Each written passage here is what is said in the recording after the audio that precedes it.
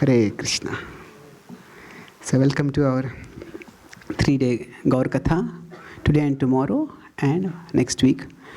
We'll be discussing on the topic of devotion amidst persecution. Lord Chaitanya Mahaprabhu's confrontation with Chand Kazhi. So in today's talk, I will discuss the background and the significance of this particular incident. And in tomorrow's class, I'll discuss about the procession that Lord Chaitanya Mahaprabhu took to the palace of Chand Kazhi. And in the last talk, we'll discuss about the philosophical discussions that they had.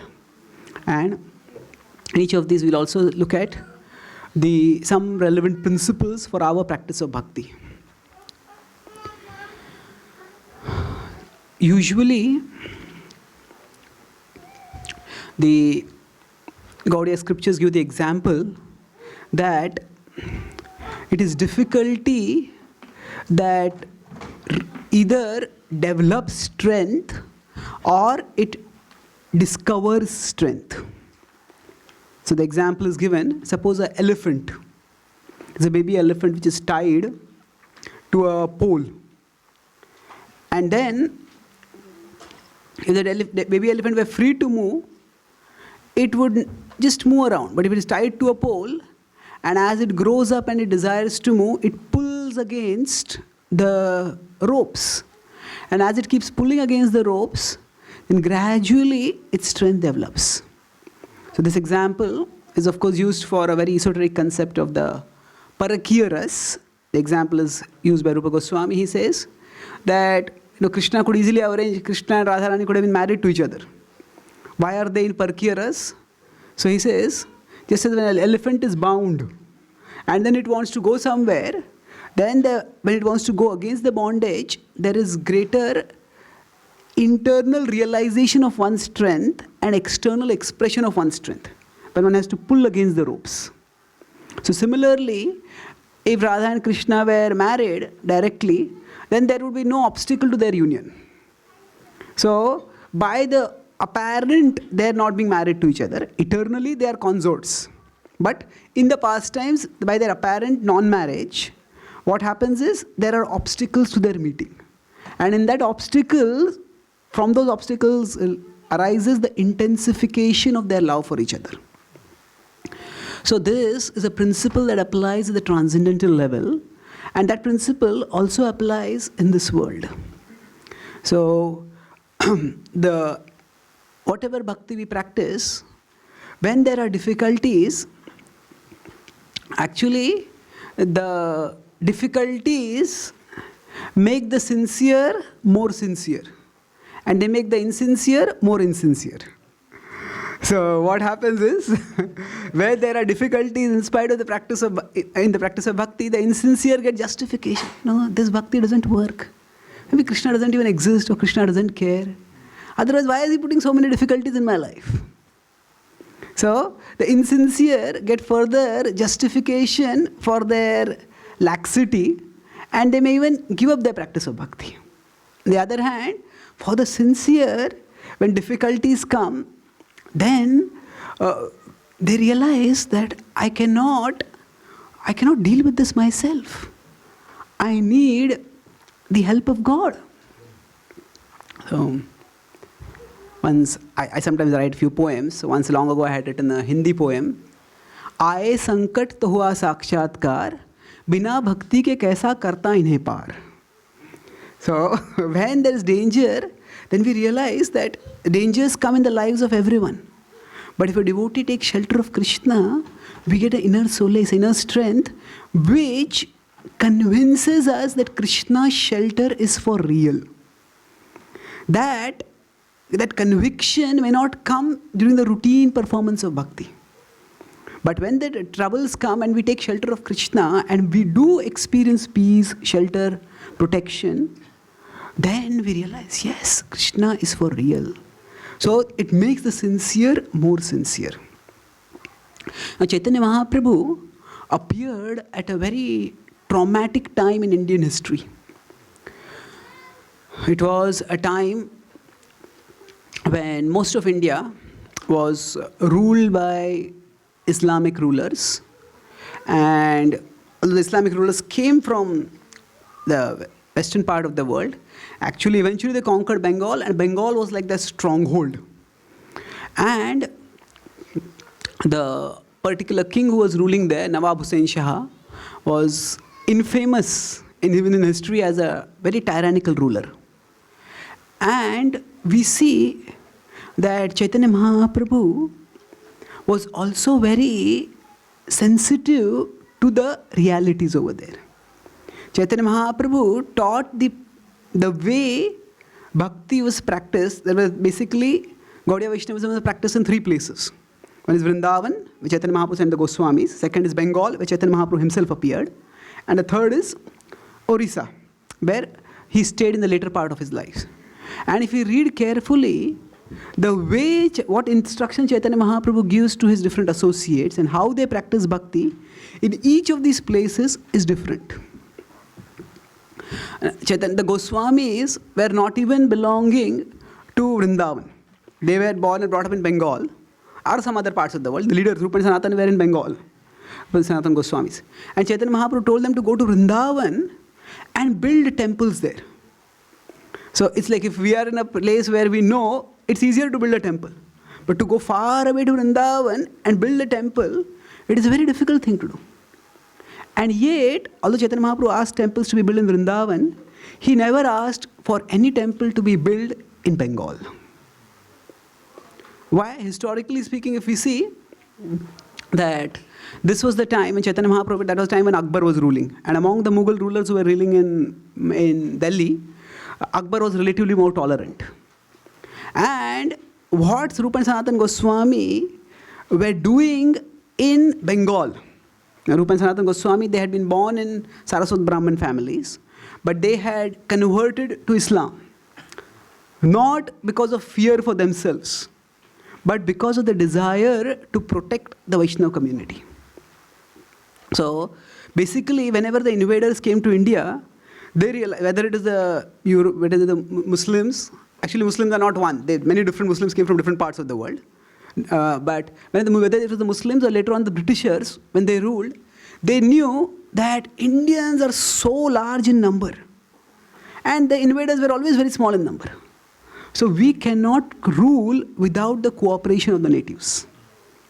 And that's why they had various systems for eliciting the cooperation of the natives. The Britishers were more subtle. They had systems of education built which westernized the mindset of the Indians. And the Indians voluntarily, many of them subordinated themselves. The Muslims were a little more gross. So when Nawab Hussain Shah was the ruler, he came to know Rupa and Sanatan Goswami earlier. They were also very famous people. They were talented, they were intelligent, they were resourceful. And he was looking for resourceful ministers. So when he found these two are competent people, so what he did, he told them that you should work with me. And for him to make somebody into a minister also a very trustworthy position. And there is always a fear for a king that there might be a revolt or a coup against me.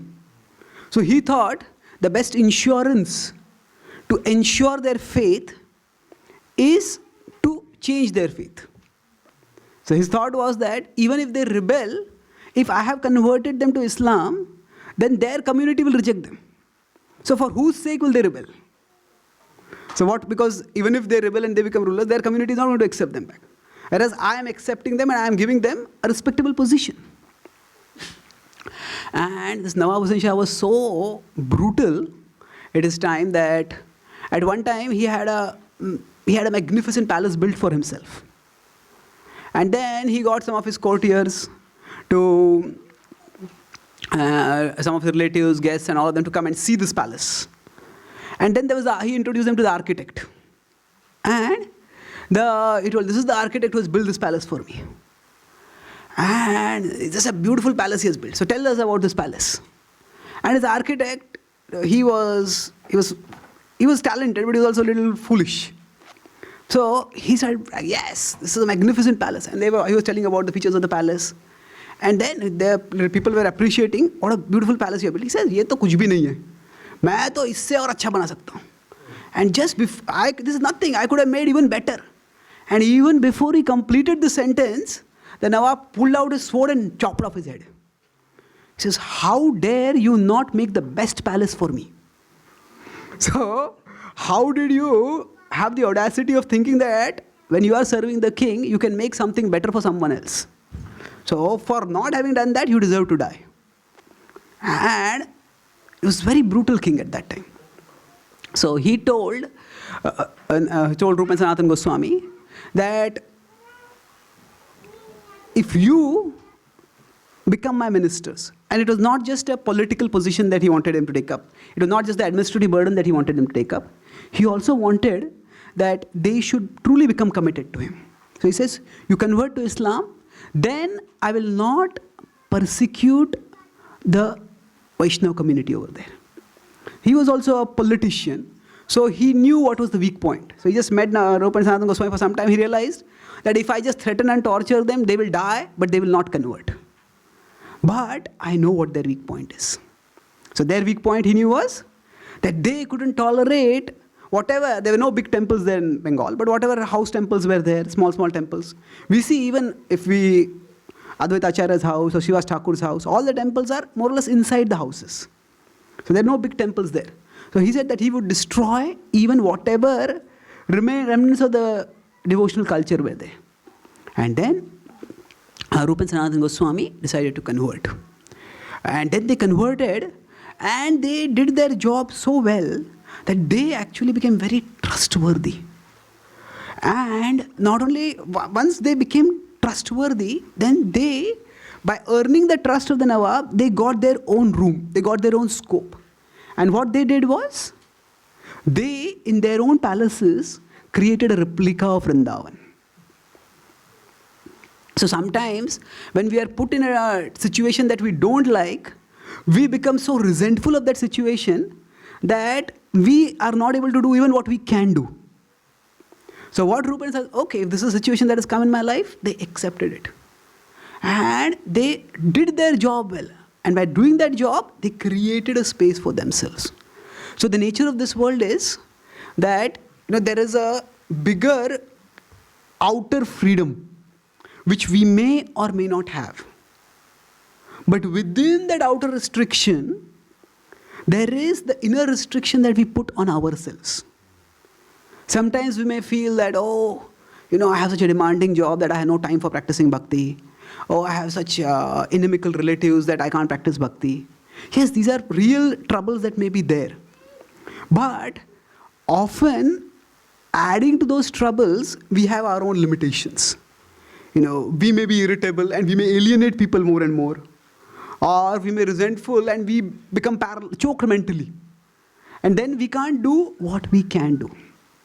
But we will see this principle in future also, that generally, if we do what we can do, then Krishna will enable us to do what we can't do. If we do what we can do, then Krishna will enable us to do what we can't do. But unfortunately, we focus on what we can't do. And by thinking, I can't do this, I can't do this, I can't do this, by focusing on that, we don't even do what we can do. And then there's no question of ever being able to do what we can't do also. So we should, and there will be external limitations always. But within that, let us not put any internal limitations on ourselves. Okay, what facility I have, let me practice bhakti in that situation. So Chaitanya Mahaprabhu, now when Rupa and Sanatan renounced, at that time he asked them to go to Vrindavan. Why? Because he wanted them to actually develop Vrindavan Dham. And the diplomatic skills which they had acquired while working with the Nawab, they alone could have used this for liaising with the Emperor of Delhi. So basically, Rupa and Sanatana Goswami, we celebrate their renunciation, that they used to sleep under different trees on each day. And that was the extent of their renunciation. They would eat very little. But when they renounced their material possessions, they did not renounce their skills. They all had their skills and they used those skills in Krishna's service. And that's how actually they beautifully developed Vrindavan. In fact, if we look at the history of India, within 100-150 years, Vrindavan, which was a lost place, was miraculously rejuvenated. And even historians agree that the primary credit for this goes to the Gaudiya Vaishnava Sampradaya. And this is historically also distinctive, because Vrindavan is a holy place somewhere else, and the people who restored it came from somewhere else. And so it was the Bengali Vaishnava Sampradaya, they restored the Vrindavan over there. Of course, 2 generations after Akbar was Aurangzeb, and Aurangzeb devastated everything.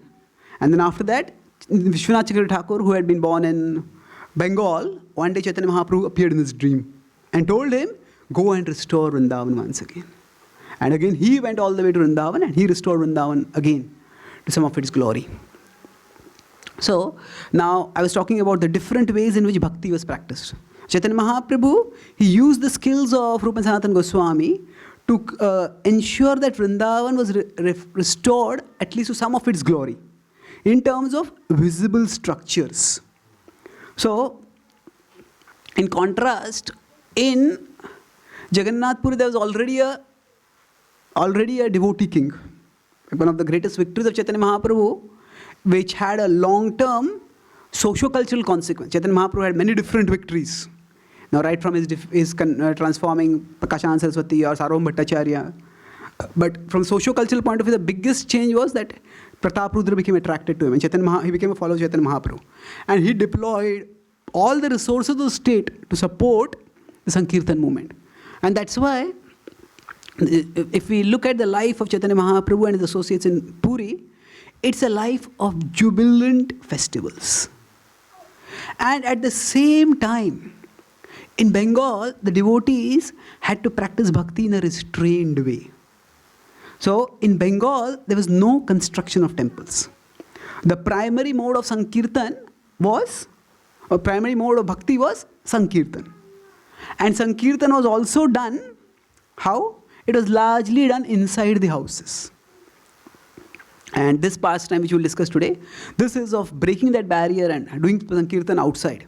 We'll discuss that. So even now, we see that just as at that time there was diversity, some places where people could practice bhakti freely, like in Puri, some places with caution, such as in Bengal, and some places they had to have a lot of discretion to continue and expand, like in Vrindavan. So like that, even now in the world, we see that there are different parts of the world, and for example, in the Middle East, there is devotees who are flourishing, but it is all in-house bhakti. Rath Yatra is held inside a building. So it is wherever, whatever opportunity is there, devotees continue the practice of bhakti. So what was done at that time, that is continuing on now also. Now, the only enemy for bhakti was not just outside the tradition. Yes, the Islamic rule was there, but over a period of time, most of the Islamic rulers recognized that we cannot provoke the Indians too much. Because although they were militarily in power, they knew these Indians are so much in number that we can't antagonize them too much. So they attempted to convert some Indians, but once they were settled in power, they said, you do what you want to do, but no public performance of your religion. In fact, Bhaktivinoda Thakur contrasts this later on when the Britishers ruled India. Initially, when the East India Company was ruling, at that time, they had a very clear agenda. We have come here only for commercial purposes. In fact, for a large part of the rule of the British East India Company in India, from around 1757 to 1857, from the Battle of Plassey to the Indian Revolution, when they were ruling, they did not even allow a single Christian missionary to enter India. They said, if you try to convert the Indians, they will get provoked. And then our commercial interests will get well interfered. So what they would do is, when Jagannath Rath Yatra would be there, the British government had arranged that they would have their policemen, and they would shoot guns in honor. Like an honorable person comes along, so guns are shot. So they would shoot guns in honor of Jagannath. Now, they had no devotional understanding of Jagannath. It was simply they wanted to keep the local people appeased. And Bhaktivinoda Thakur, relatively speaking, appreciates this. He says, at least under the British rule, we are able to practice bhakti openly. Whereas previously in the Muslim rule, we were not able to practice bhakti openly. So, of course, there was a different danger that came up. When the Muslims were ruling, they destroyed temples directly. But when the Britishers were ruling, they had a system of education by which they destroyed the faith that made people go to the temples. So, there is always opposition to bhakti. But, suffice it to say here, the major opposition was not just from outside the tradition, from the Muslims. Actually, there are also the caste Brahmins. And they did not like the popular religion that was bhakti. See, the unfortunate history of this world is that everything, sakale ne hamata yogo nashta parantapa. By the power of time, Krishna says in 4.3, that by the power of time, things get deteriorated. So everything. So if a king is in power for a long time, the tendency is to have that power corrupt oneself. So now the same unfortunately happened with the Brahminical rulers also.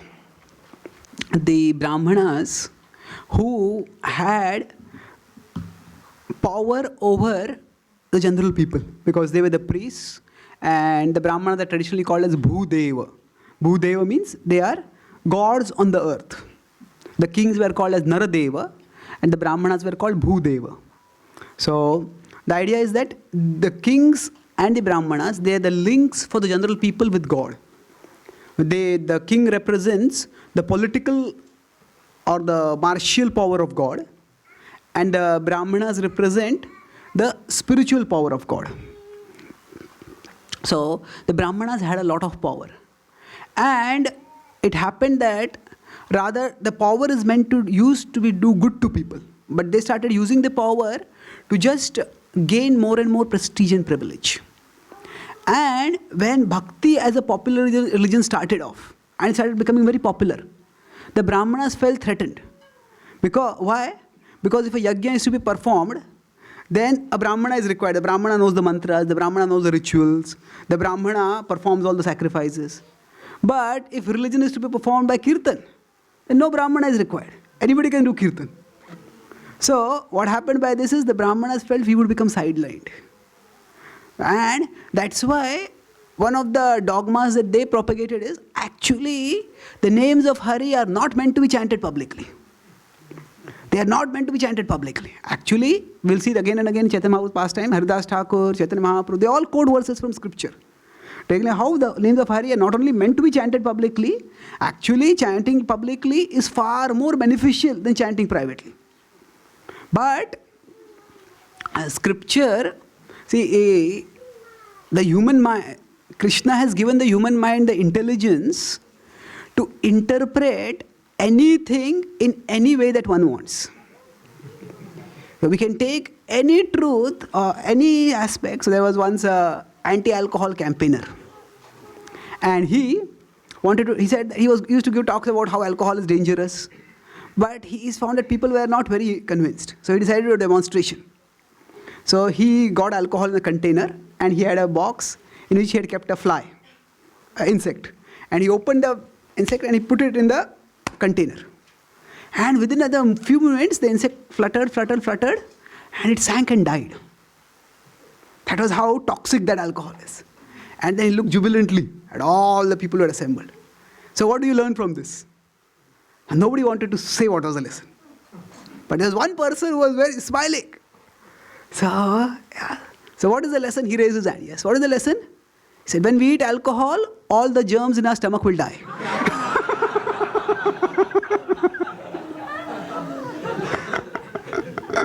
So, Ya Nisha Sarvabhutanam Tasyam Jagrisayam. Krishna says in Bhagavad Gita that different people think not just differently, but sometimes utterly opposite ways.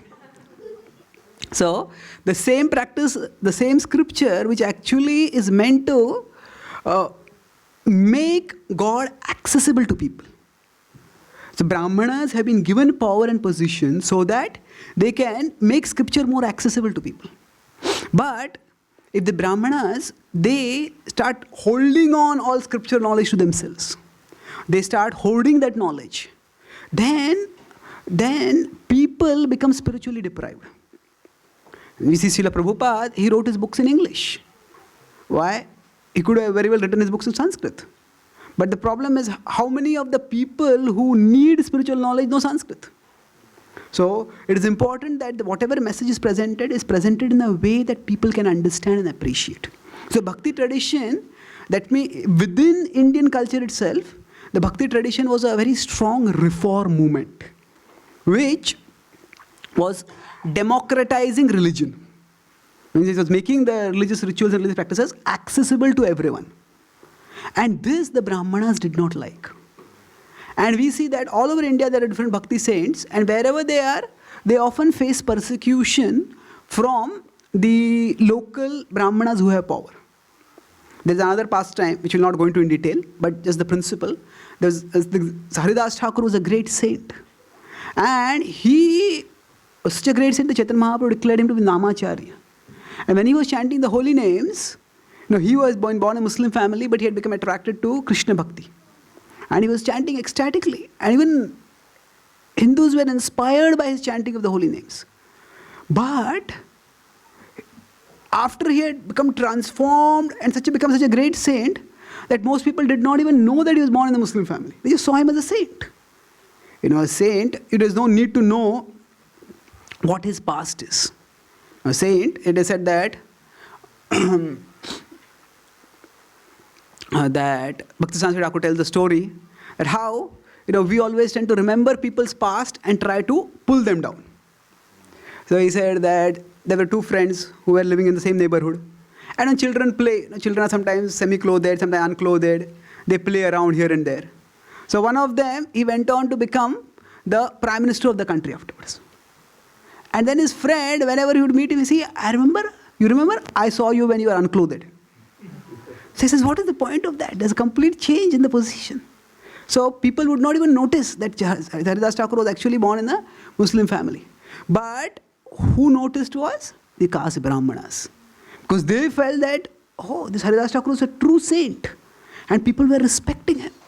And they felt that we are not getting the kind of respect that he is getting. So actually they went and complained to the Muslim rulers.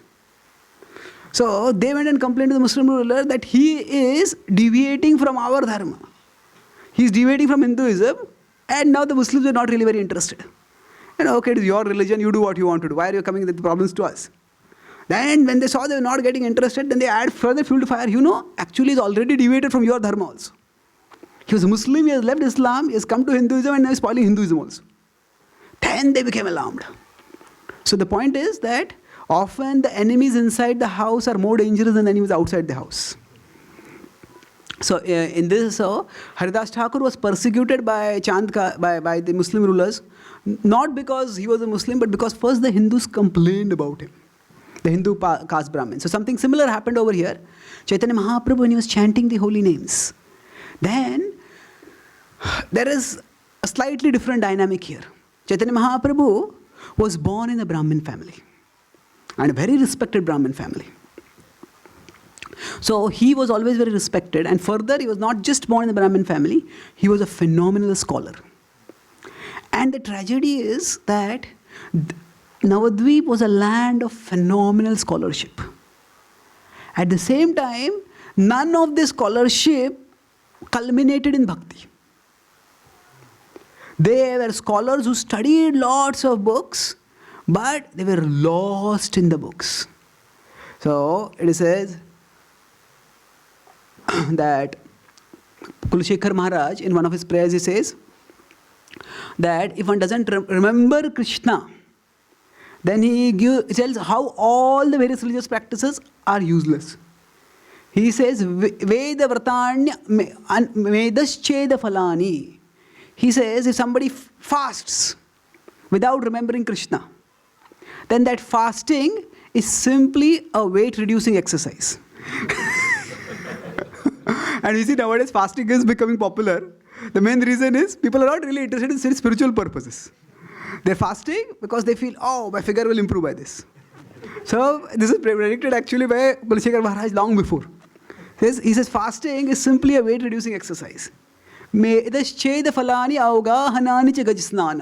do a lot of yajna and rituals. He said they are like the bathing of an elephant. He'll bathe to clean oneself, and after that oneself only makes oneself unclean. So like that, not much cleansing by the rituals. Then he says, Purta vidahya sarvahutam bhasmani. If one does yajnas, that yajna, if it is done without the remembrance of Krishna, it is like putting ghee on a pile of ashes. Ghee in a fire is good, but pile of ashes is useless. And then he says, aranya ruditam, that if one studies scriptures, studying of scripture is like crying in the wilderness. And if somebody is lost in the forest and cries, there is no one to come and rescue.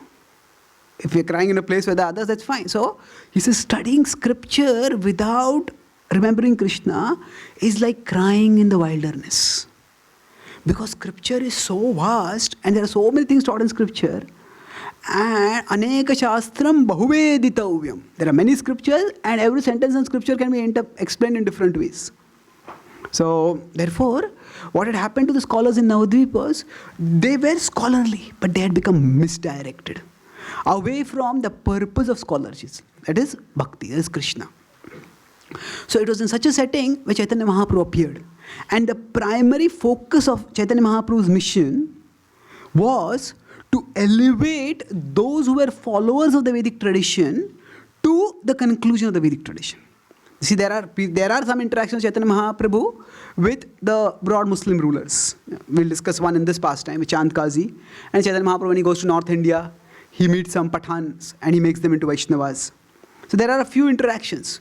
But Chaitanya Mahaprabhu's primary focus was that he wanted those who were followers of the tradition, but they had deviated from the purpose of the tradition, to elevate them to a higher understanding. And there was gradually that mission, once it's internally established soundly, then it will be spread further outwards. And that was later done by Bhaktivinoda Thakur, Bhakti Thakur, and then our dear Srila Prabhupada, when he took it far and wide the tradition. In Chaitanya Mahaprabhu's times, in Chaitanya Bhagavata, Chaitanya Charitamrita, when they talk about how fallen people are, their focus is that, oh, how fallen people are, that people take a bath in the Ganga, but they never chant the name of Narayan. Today we'll think if somebody takes a bath in Ganga, that's a good thing, isn't it? It's a good thing, but people were doing a good thing, but they were forgetting the purpose of that good thing. So in this particular situation, when Chaitanya Mahaprabhu appeared, this pastime happens, Chaitanya Mahaprabhu's pastimes are described in many books. After he departed, 27 biographies were written. And among these 27 biographies, most of them were in Bengali, and a couple of them were in Sanskrit, and most of them are simply biographies. The last biography of Chaitanya Mahaprabhu that was written was Chaitanya Charitamrita. And Chaitanya Charitamrita has a very fascinating position in the Gaudiya Vaishnava history. It is practically the only book in Bengali history that has a Sanskrit commentary on it. Normally, there are Sanskrit books and there are vernacular commentaries on it. But this is a Bengali book with a Sanskrit commentary on it. The commentary was written by Vishwanath Thakur. Unfortunately, that commentary is no longer available now. So maybe it is there somewhere in some Vaishnava's house in Bengal, in some musty corner of a cupboard or something like that. And maybe it will be found by Lord Chaitanya's mercy. But among these 27 commentaries, most of the commentaries were written by the followers of Lord Chaitanya who lived in Bengal. And they described the pastimes of Lord Chaitanya very beautifully. So Chaitanya Mangal, Chaitanya Bhagavat, Chaitanya Charit, Chaitanya Charitamrita, Mahakavya, Chaitanya Chandrodaya Natak. Many of these books were written like this. Now, these books were written in Bengali, and parallel with this, in Vrindavan, the Goswamis went and they wrote books in Sanskrit. Because they are in Vrindavan, and even then Sanskrit was the main language for intellectual and spiritual discourse in India. And Chaitanya Mahaprabhu wanted Rupa and Sanatana Goswami to bring respectability, mainstream respectability to Gaudiya Vaishnavism. So they wrote in Sanskrit because that's where, that is the main language of scholarship. And the books that they wrote, they are not focused on Lord Chaitanya Mahaprabhu. Why? Because in Vrindavan, how many people know Chaitanya Mahaprabhu? He had come once for 2 months, performed Sankirtan, stunned everyone, but then he had gone. So the same message, so Chaitanya Mahaprabhu directly deputed Rupa Sanatana Goswami, but they presented the message according to time, place, circumstance. They saw Vrindavan is the place of Krishna. There, if you talk of Lord Chaitanya Mahaprabhu, people will not appreciate so much. So all the books of the Goswamis that they have written, they are about Krishna. And they are philosophical books. So Srila Prabhupada, when he went to America, most of the time he just talked about Bhagavad Gita basically. You're not the body, you're the soul, chant Hare Krishna. And after a long time, he gradually started introducing, first he introduced Krishna, then he introduced Chaitanya Mahaprabhu, then he introduced Radharani. It was gradually he started introducing things. Because people cannot accept everything immediately. So step by step, according to people's level, we have to present things. One of the offenses to the holy name, we say is that to instruct faithless persons about the glories of the holy name. So now, this is a very interesting offense. Interesting means what? Does it mean that we are not to instruct people? You say, don't instruct faithless people about the glories of the holy name. Well, when I came, I was faithless. Most people are initially going to be faithless. So what does it mean? It essentially means that we should not tell people things which they cannot have faith in. So we should instruct people according to their present faith level. And then as their faith increases, then we give them higher instructions. So if somebody doesn't believe in God itself, and we say how wonderful Krishna is, on his little finger he lifted Govardhan for 7 days. Say, this is just Hindu mythology. We'll leave it at that. So and if somebody goes away, they are faithless people only, they are going to go to hell. Well, that is very uncompassionate way of preaching. So yes, there will be always a challenge to faith, but it is our responsibility to present Krishna's message in a way that it makes sense to people. It makes sense to people and gradually people rise upwards. So once, Srila Prabhupada was asked by some of his disciples on a morning walk that there is a description in the 10th canto that Maharaj Ugrasen, he had some millions and millions of bodyguards. So they asked, Dwarka is an island. How were there so many millions of bodyguards? Where would they live? Where were their toilets? Where were their homes? So now Prabhupada could well have answered, Krishna can do anything. Yes, that is the answer. But Prabhupada told his devotees, he said, among all the thousands of the verses in the Bhagavatam, was that the only thing that you found to talk with the scholars?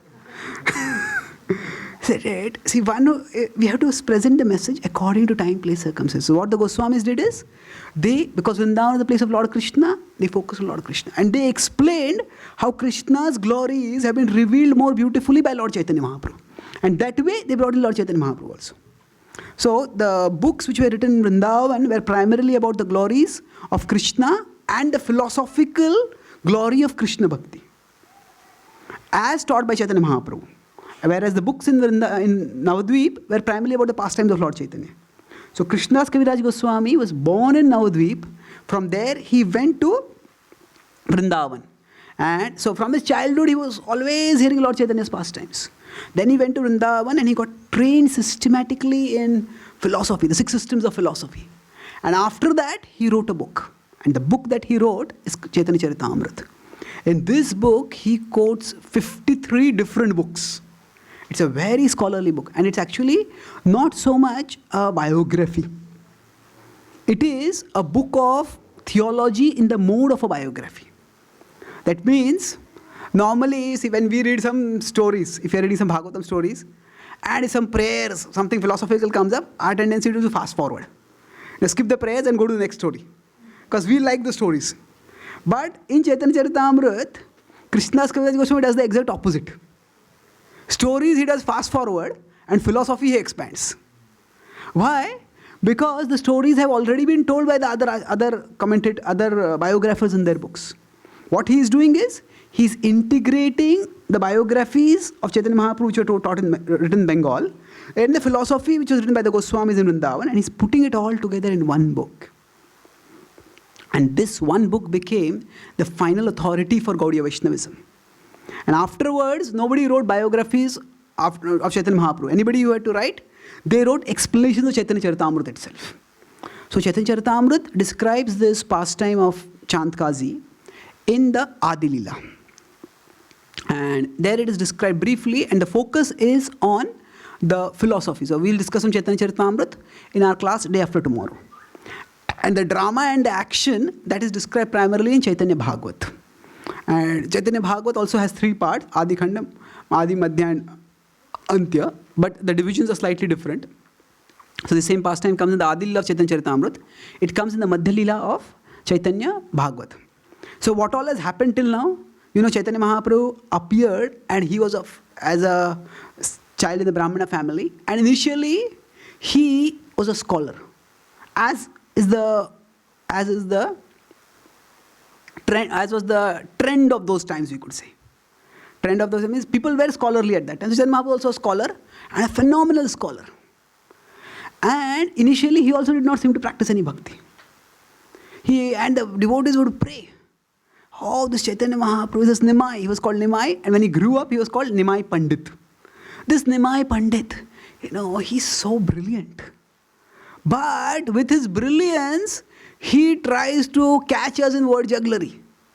And he doesn't practice bhakti. If only he practices bhakti, he will attract so many people to the path of Krishna. So normally, when we see non-devotees having many abilities, a devotee's mood is to see that whoever has any abilities, if only they became devotees and they use those abilities for Krishna's service, how wonderful it would be. The first time in the Ramayana when Hanuman saw Ravana, actually the first time when he saw was when Hanuman was searching in the bed chambers looking for Sita. That time Ravana was sleeping. And then later on, second time when he saw was in the court after he had been arrested, and he was brought. When he saw Ravana was in his imperial glory at that time. And the first thought that Hanuman had, he has such power, such brilliance. If only he had been on the side of Dharma, he would have helped the world so much. So even in a person like Ravana, who was not only evil, he had already done the terribly evil act of abducting Sita. Even in him, what Hanuman saw first is, the potential for bhakti, the potential for dharma. So, all of us, when we meet people, we often say, hey, this person is not a devotee, this person is not a devotee, this person is a karmi, this person does this sinful activity, this person this, that.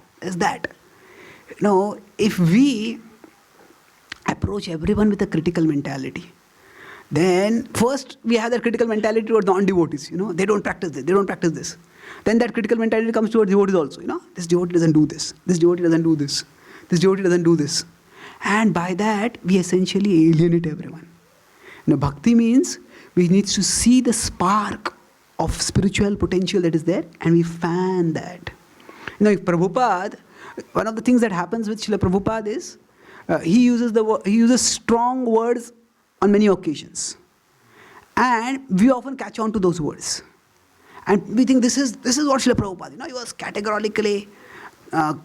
categorically teaching and strongly speaking. Yes, he did that. But on a one-to-one level, he was very loving, he was very caring. And if Prabhupada had been constantly judgmental, he would not have been able to stay in America only. He was a pure Vaishnava from the birth who had always followed the regulative principles. And he was living among people whose only regulative principle was to break all regulative principles. So how did he stay there? He stayed there because he was not judgmental. And he saw the spiritual spark and he fanned that spiritual spark. Similarly, here, the devotees, they saw Chaitanya Mahaprabhu. Chaitanya Mahaprabhu tried to make fun of them, but the devotees would pray, that Chaitanya, let this Nimai Pandit become a devotee. And then, to their great amazement, that the dream became fulfilled. Nimai Pandit became a devotee by the grace of Ishwarapuri. And then, after he became a devotee, he started manifesting his devotion. Then he called the devotees and he said, let us perform kirtan. And then at that time, they would perform kirtan privately. usually in the house of Srivas Thakur, and occasionally in the house of Chandrasekhar-Acharya, who was also another associate of Lord Chaitanya. And when he started performing kirtans, his becoming a devotee was itself breaking news in Nadia. Everybody was stunned. Nimai, what has happened to him? So actually, even his own teacher, he had a grammar teacher, and his grammar teacher also came. See, Chaitanya Mahaprabhu was just 16, 17 years old initially. Chaitanya Mahaprabhu actually, he became a phenomenal scholar just by the age of 14 when he defeated Keshav Kashmiri. And then he manifested his devotion by the age of 20. And at the age of 24, he took sannyas. So by the age of 20, because at the age of 14 itself, he had become a great scholar. And normally, imagine somebody at the age of 15, 16, 17, 18. If somebody goes abroad just to study, some Indian goes to America for studying, think, oh, must be a very clever person. Isn't it? Or if somebody gets a PhD by the age of 18 or 19, what a precocious person. But can we imagine somebody at the age of 18 or 19 going abroad to teach abroad? That was the caliber of Chaitanya Mahaprabhu's scholarship. That even before he came to around the age of 18, he went from Bengal to Bangladesh. And that he went for teaching. And he got so much fame after that. So he was the foremost teacher and scholar in Navadvip. And when he changed over to Bhakti, it was amazing. So Chaitanya Mahaprabhu, what he demonstrates through this is that every culture has its own definition of success. Every culture has its own definition of success. And people within that culture will be attracted to those who have achieved that definition of success. So for example, in that Mahabharata and the Ramayana, the definition of success was, the greatest person is the king. So the Mahabharata, the Ramayana, the Purana generally depict how the kings were saintly, how the kings were devotees. So if those who have the prevailing definition of success, and they have achieved that success, and then they practice spiritual life, then everyone becomes attracted. So Chaitanya Mahaprabhu, the prevailing definition of success in Navadvip was scholarship. And Chaitanya Mahaprabhu achieved unparalleled success in scholarship. And from there he started practicing bhakti. So bhakti is not about giving up what we achieved in our material life. It is about going beyond what we have achieved in our material life. Bhakti is not about giving up, but going beyond. We don't let what we achieved in our material life stop us. We move forward to something higher. Chaitanya Mahaprabhu achieved what people dreamt for, and then he said, we have to achieve something more. And people saw this. If somebody else, there were many Vaishnavas who were already practicing bhakti at that time. But the scholars did not take that seriously. General people did not take them seriously. But when Chaitanya Mahaprabhu, Nimai Pandit became a Vaishnava, everybody was amazed. And there were 3 different reactions, broadly speaking. One was, the devotees were jubilant. Their hearts, dreams were fulfilled. And they would come together and perform ecstatic kirtans. Then there were again the Brahmins, who were all scholars. And they thought, oh, this Nimai has got spoiled now. Nimai has got spoiled. So even Chaitanya Nimai Pandit's own teacher, he was Gangadas Pandit.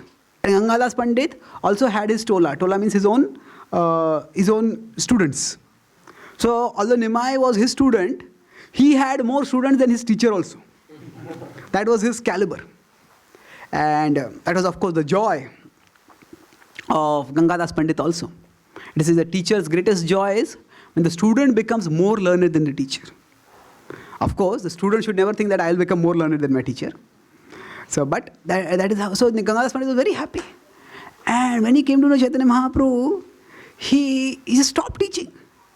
After he became a devotee, one day he came to his school, to the school where he was supposed to teach, and started teaching, and started speaking something. And when you're speaking about the root of words, grammar involves Sanskrit grammar is quite technical. So to understand words, you have to understand the roots of words. So he's talking of the root of words, and suddenly he quoted a verse from the Gita. The root of everything is Krishna. And in all the words, he said how all of them are pointing towards Krishna. And as he was speaking of Krishna, he just went to a trance, completely lost. And then he spoke and spoke and spoke for a long time. And then finally came out of a trance. He said, what did I speak? So he says, we don't know what you spoke, but it was wonderful. Student said. So, but did I speak about grammar? He says, no, you did not speak about grammar. And Chaitanya Mahaprabhu thought that, actually, I cannot teach you anymore. He closed his books and he said, I give you leave. You can go to any other teacher and learn from him. I cannot teach you. Then his students were so mesmerized by his devotional brilliance and his scholarly brilliance. They all closed their books also. They said, we don't want to go anywhere. Whatever you teach, we will accept that.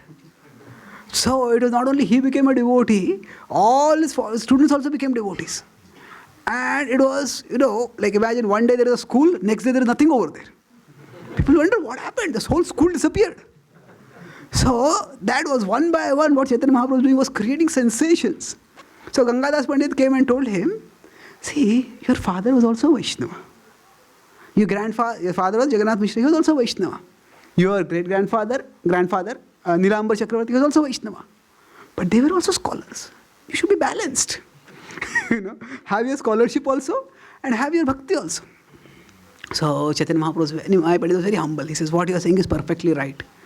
But he said, Krishna has conquered my heart. I cannot do anything. Please forgive me.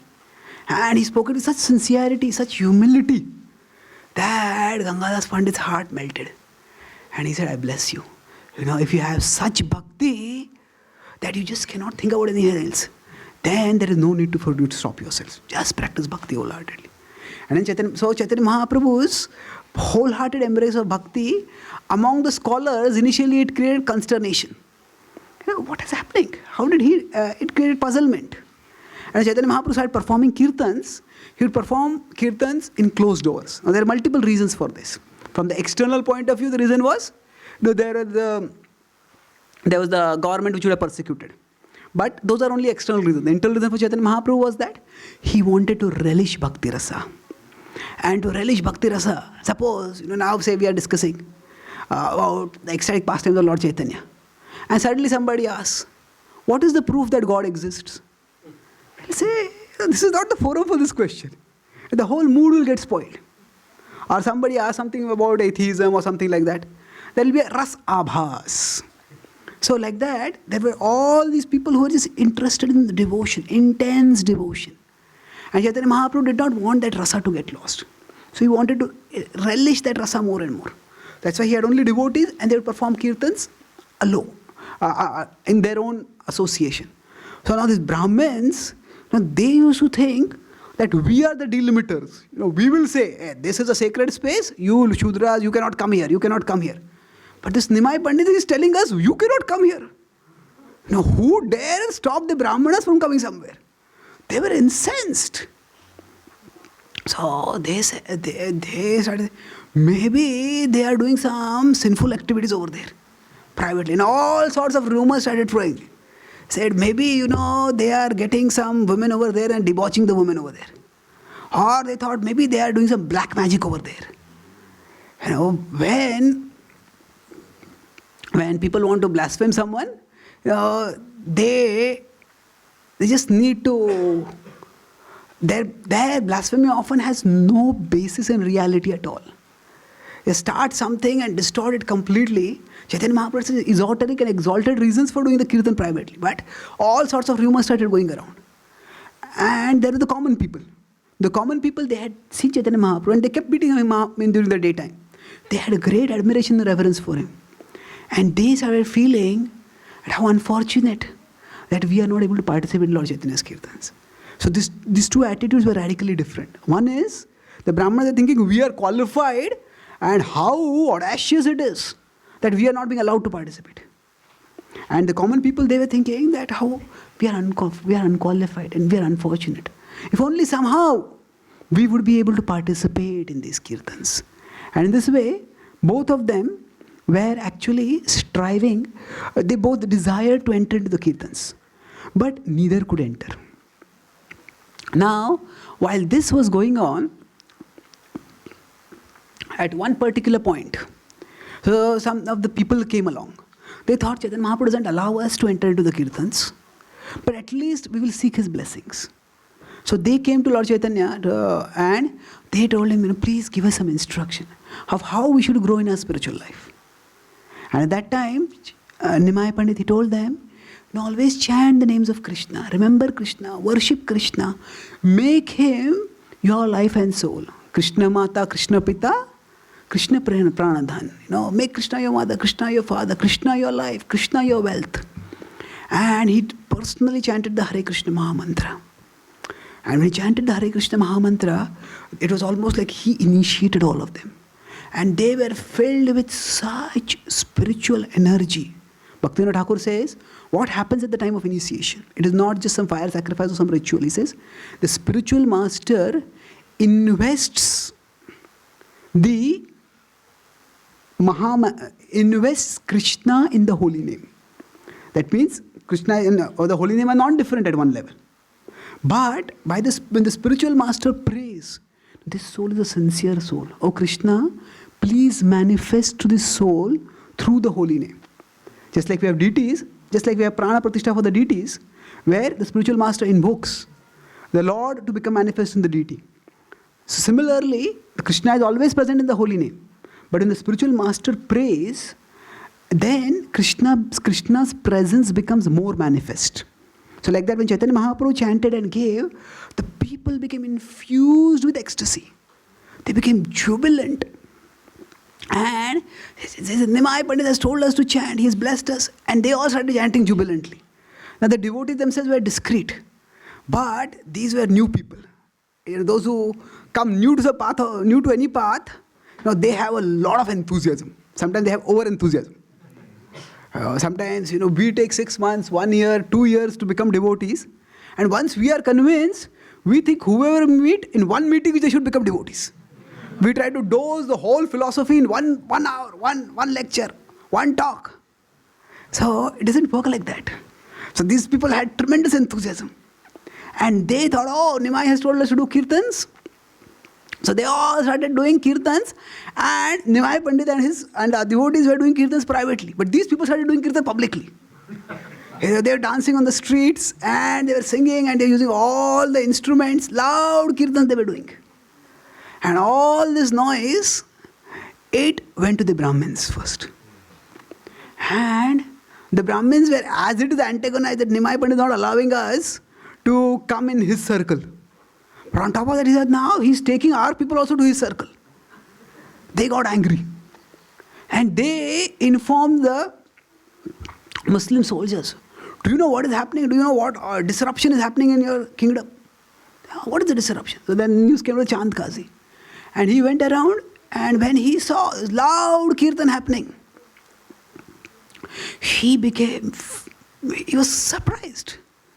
So actually, he says, these Hindus, what happened to them? Now, till now, they used to practice their religion in a very subdued way. How is it that they have got so much courage? From where have they got this courage? So, interestingly, Chaitanya Charitamrita uses the word Hindus. So, 3-4 times it uses, and the word in Hindu it uses more as a contradistinguisher to Islam. That means those who are not Muslims, they are Hindus. The way Hinduism is present in India today, there are so many people with so many beliefs, some of which are based on scripture, some of which are partially based on scripture, some of which are not at all based on scripture, that to define Hinduism becomes very difficult. So at one time a court case came against the Indian Supreme Court. In the Supreme Court, for a particular person, which law should apply, Hindu laws or... so then the Supreme Court of India decided that anyone in India who is not a Muslim, not a Christian, not a Jain, not a Buddhist, and not an atheist is a Hindu. So they had definition by negation applied to it. So something similar is used over here in the Chaitanya Charitamrita. So Hinduism is more of as Srila Prabhupada told us, it was more of a geographical marker. So those who had come from outside India, they were not Hindus, they were Muslims, and everyone else was Hindu. So Chaitanya Charitamrita uses that word. And he says these Hindus, they were very subdued. Why have they, what has made them so confident, so ebullient? So then the people told him, this is because of Nimai Pandit. Oh, Nimai Pandit. Now he had also heard about Nimai Pandit. Because Nilambar Chakravarti was a great scholar, and he would interact with Nilambar Chakravarti, and he knew he was his grandson. He says, he was a scholar, what happened to him? And he says, no, he has also become a Vaishnava now. And he heard and observed for some time. And then he thought what to do. So he said that this is a law and order problem. That's what he said. His idea is that you, whatever religion you want to do it, do it in private. You cannot do it in public. So he went with his soldiers and marched into the midst of all the people over there. Now some of the devotees were also there. Devotees were watching how devotees were happy that all these people were doing kirtans. And he just came right in the middle of them and he just started smashing. He smashed the mridanga. He started chasing and threatening people. And actually the devotees had performed kirtan, or devotees and people in general had performed kirtan throughout the day. And by the evening time, the news had come to the Chand Kazhi. And when he had got the news by that time, he came charging out. And he disrupted everything over there. When he disrupted everything, at that time, people started running here and there. And he was chasing them. Finally, he shouted to them. He said, now it is evening, so I am letting you go. Actually, evening he couldn't see anyone only. So he let them go. But he said, tomorrow onwards, if any of you do public kirtans like this, I will, they had this threat. He did not say that I'll put you in jail. He said, I will convert all of you to Muslims. So this was also a prevailing dogma that was there at that time, that if some Muslim just put some water on the body of a Hindu, the Hindu would become Muslim. So now, how did this particular idea come about? So there are principles for maintaining purity. For example, say somebody is going to the altar to serve the deities. Then we take a proper bath, and then you don't touch contaminated things. That is because Krishna, as in his deity manifestation, they have to serve him purely. So, purity is meant to, purity internally of course, and externally cleanliness. This is meant to facilitate the elevation of our consciousness. The purity is, our being pure is not meant to push people away. It is not meant to make others feel impure. It is not made to make others feel looked down upon. Now, in some traditional Indian temples, sometimes it happens that the pujari, he wants to give some flowers also or some prasad, he will give it from above. As if, all these people, if they touch me, I'll become contaminated. So that sort of holier than that attitude is very alienating. So the Brahmins at that time, so there are two different things. Cleanliness is important, and standards of cleanliness and purity have to be maintained.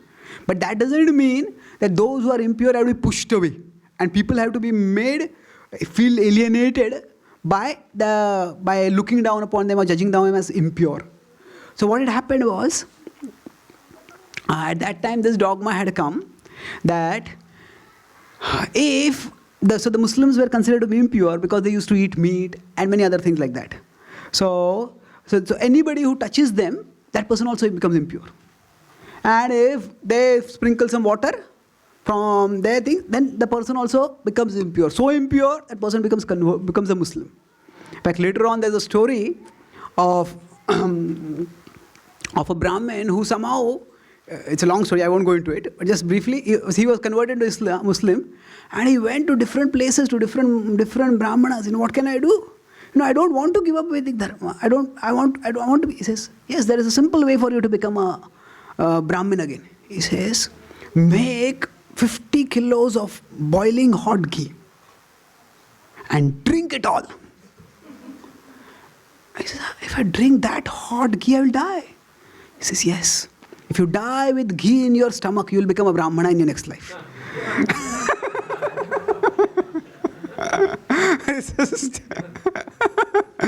So he said, there must be some other way. Then he went away. Then he came to Chaitanya Mahaprabhu, and he met Chaitanya Mahaprabhu in Vrindavan.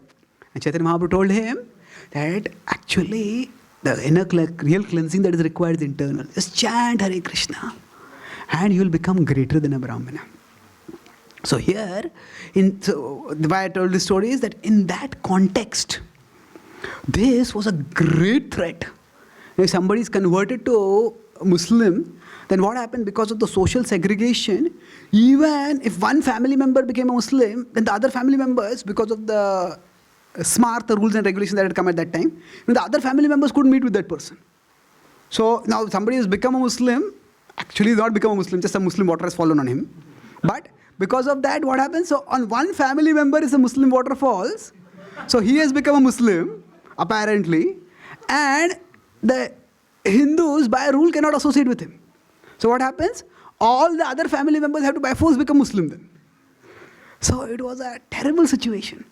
And everybody in Navadvip, so people who came, they were horrified.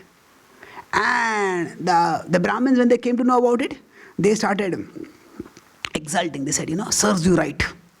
He says that you were disrupting our religion, and now they had their own interpretation. Their interpretation was what? Amazing, They said, because you people have violated the sacred Hindu dharma by chanting the names of Hare in public.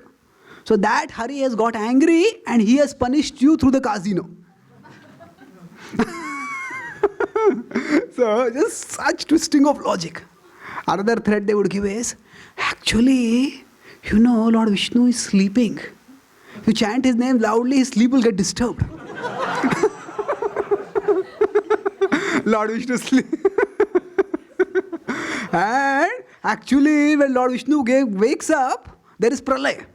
So by your chanting, you will cause pralay in the world. You will cause destruction of the world. So you take whatever part of the scripture you want and just rearrange it in one's own concocted ideas. So this news, so the Brahmanas were exulting, the common people were horrified, and the devotees, they didn't know what to do. Then they went to Chaitanya Mahaprabhu and they said, Mahaprabhu, I think we'll have to leave this place and go somewhere else. We can't stay here. We cannot live without chanting the holy names. But Kazhi said, we are not allowed to chant the holy names. So now at this state, because at that time it's very arbitrary power. So when he said you cannot chant the holy name, he didn't mean that you cannot chant in public or you cannot chant in private also? And who will live to take the risk? Tomorrow he may say that I meant not even in private, and he may trespass into people's houses and do anything. They said that, what can we do? We cannot, we may have to leave this place. Chaitanya Mahaprabhu asked, what happened? So he said, so the devotees told him that he came and he disrupted the kirtans, he broke a mridanga. As soon as Chaitanya Mahaprabhu heard about the Harinam Sankirtan being disrupted, the mridanga became broken. He became furious. His eyes became like blazing fire. And he said, nobody can stop the Sankirtan of the holy names. He says, tell everyone that tomorrow we will go on a procession. So he has marched on the Harinam Sankirtan today.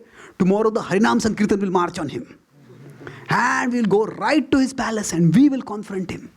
And all of you, he said, you bring torches with you. So with those torches, all of you should make torches and bring those torches and we'll march to his palace. And Chaitanya Mahaprabhu spoke this. He spoke it with such authority, such power, such anger, that all those who heard it, their fears disappeared. And the news spread, Chaitanya Mahaprabhu is going to take out a procession and we're going to march to Chand Kazhi.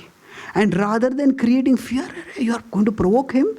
Some people, because Chaitanya Mahaprabhu had that potency, everybody was filled with anticipation, excitement and joy. Yes, there will be a procession. And this procession, what happened in it, that we will discuss in our class tomorrow. So, are there any questions? Questions are rasabhas. Yes, Prabhu. Prabhu, Nimai Pandit initially being a scholar and then becoming a devotee, was it like sort of a Lila of his because he was Krishna himself, or was it like? Yeah. So, Chaitanya Mahaprabhu's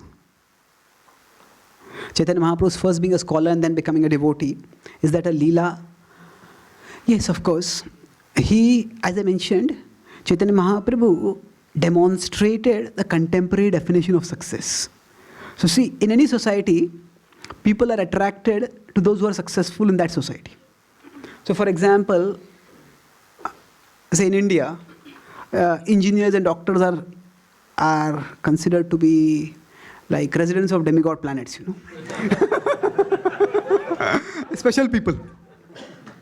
And those who are from IIT, they are like the primal devtas.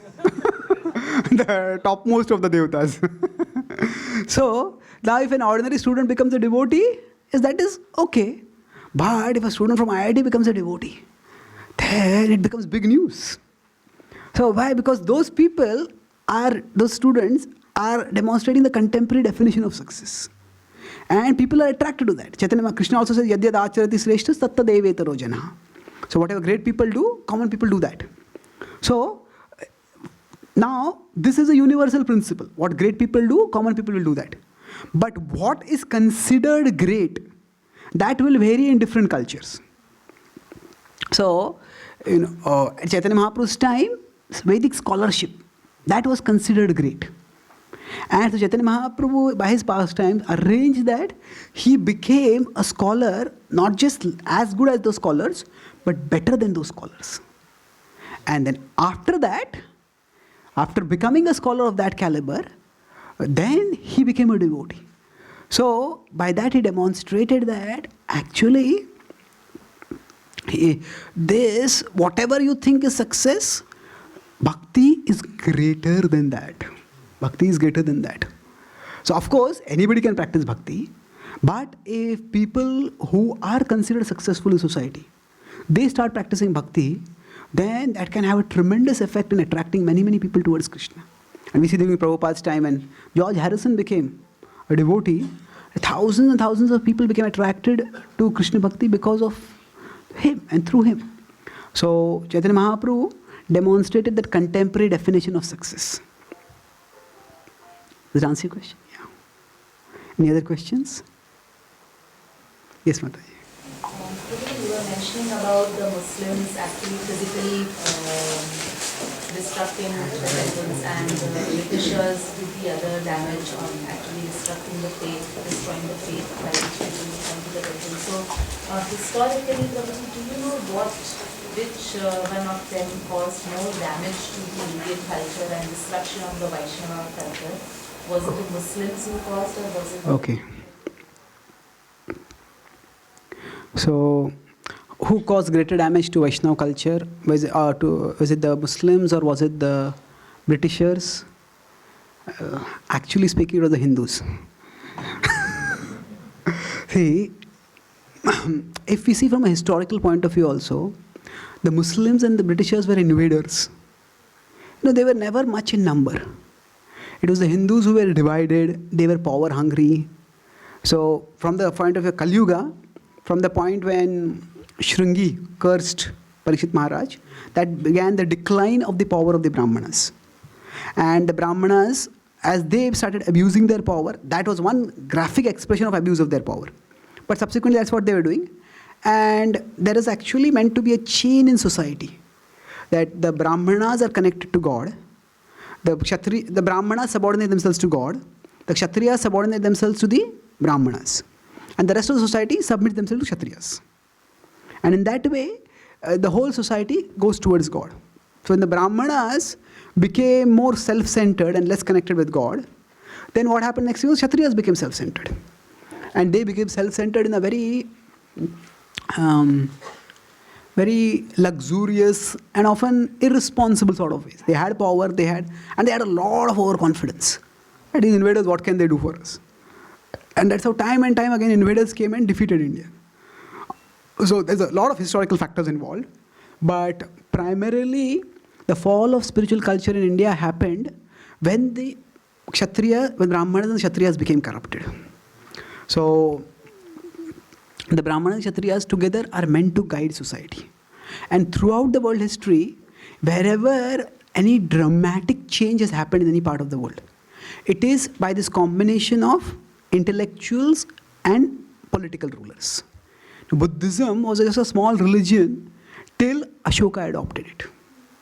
Christianity was a persecuted religion till Constantine made it the official religion of the Roman Empire.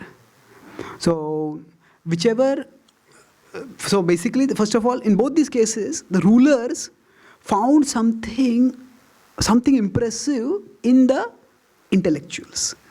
And then they became influenced. So the primary thing that Srila Prabhupada said is that we should focus on the Krishna consciousness movement is meant to create Brahmanas. And when there are Brahmanas, gradually Kshatriyas will become attracted. And then there will be a broader effect in society. Now, going further, yes, relatively speaking, the Muslims ruled India for much more, 700, 800 years. The Britishers ruled India for around 200 years. And the changes that happened were different. See, Islam, although it was a political ruler of most of India, Islam was never considered an intellectual competitor to the Vedic path.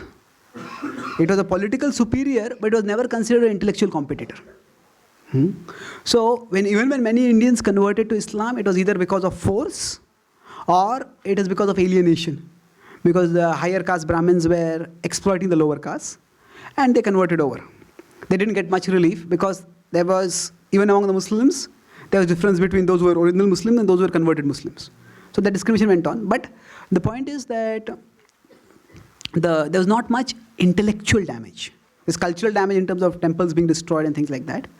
But when Britishers came to India, they had the power of science with them. So the scientific revolution had started off in Europe since the time after Renaissance, and they had Western education, and with it they seemed to have phenomenal power through science and technology. So when they started teaching in India, it seemed that the Britishers seemed to be like not just intellectual competitors, but intellectual superiors.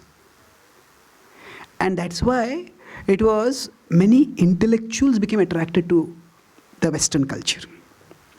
And of course, they did a lot of things also. They also adopted a Western education system, English education system in India. And because of that, there were a significant number of Indian intellectuals who were created, who were quite westernized in their thinking. And unfortunately, the Brahmins at that time thought this English, it's a Mlecha Bhasha. We don't have to bother about it. So many of the Indian, if you see around roughly the time when Bhaktivedanta Thakur was there, from 1810 to around 1910, or some period that is called the period of Bengali Renaissance in Indian history. So Bengali Renaissance means there are many Hindus at that time. Most of the prominent leaders who are considered the prominent leaders of modern Hinduism, they appeared at that time, and most of them were in Bengal. So they tried, according to their capacity, their best to try to understand their own tradition. So they came up with various different understandings. Most of them were speculative. But the problem was, they had the Western education, and they tried to understand their own tradition. And then they presented their own tradition according to their understanding. But those who were the traditional caste Brahmin, they said, this English language, there's no need for it. So they did not, so there were traditional scholars, and there were these modern scholars. Both of them were actually sympathetic to the Hindu Dharma. But there was no communication between them.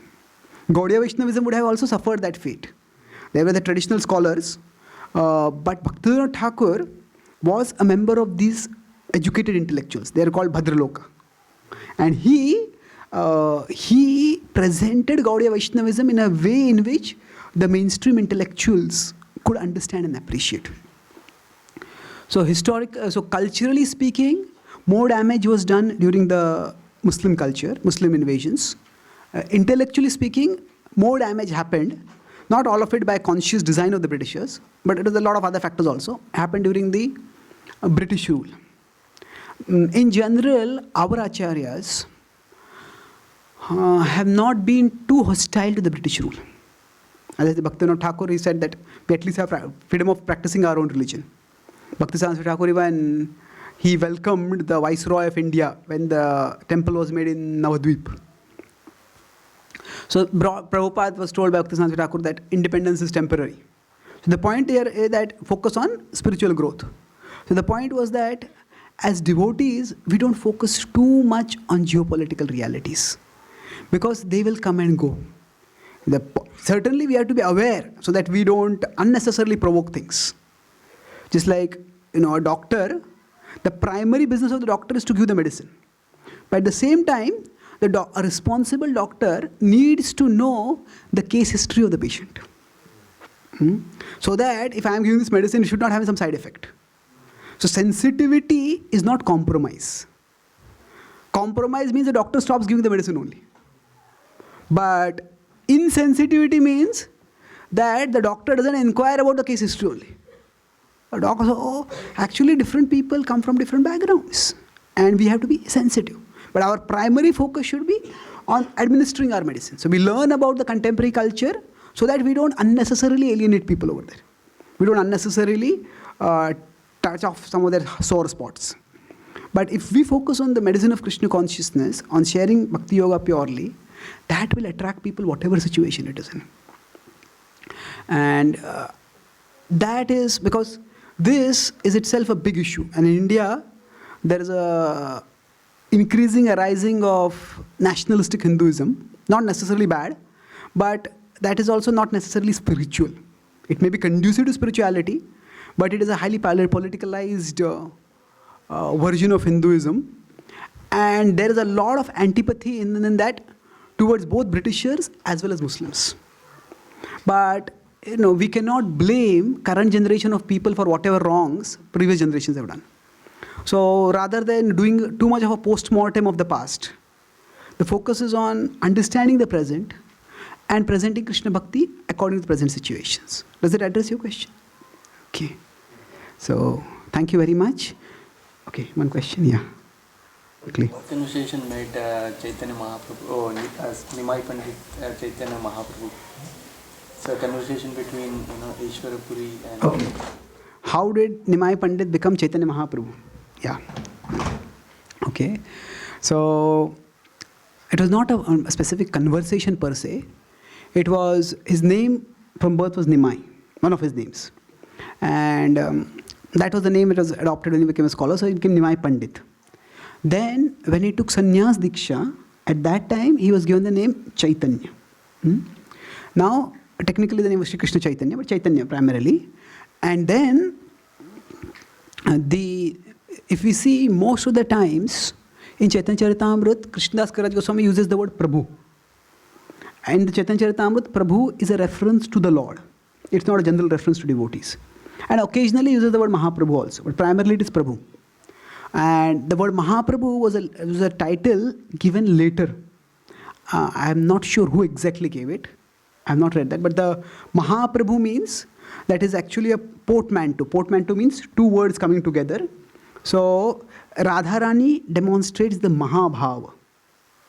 That Mahabhava is, in the Antya-lila of Chaitanya Charitamrita, described that is the highest ecstasy of pure devotion, Kevala Bhakti.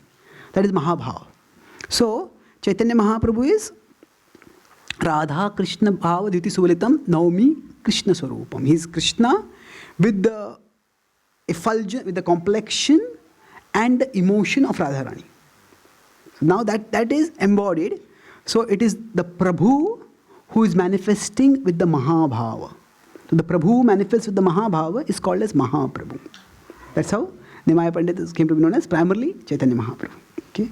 So thank you very much. Shri Chaitanya Charitamrita ki jai. Shri Gauranga Mahaprabhu ki. Shri Prabhupada ki. Gaura Bhaktivedanta ki jai. Gaur Premanande. Hare Krishna.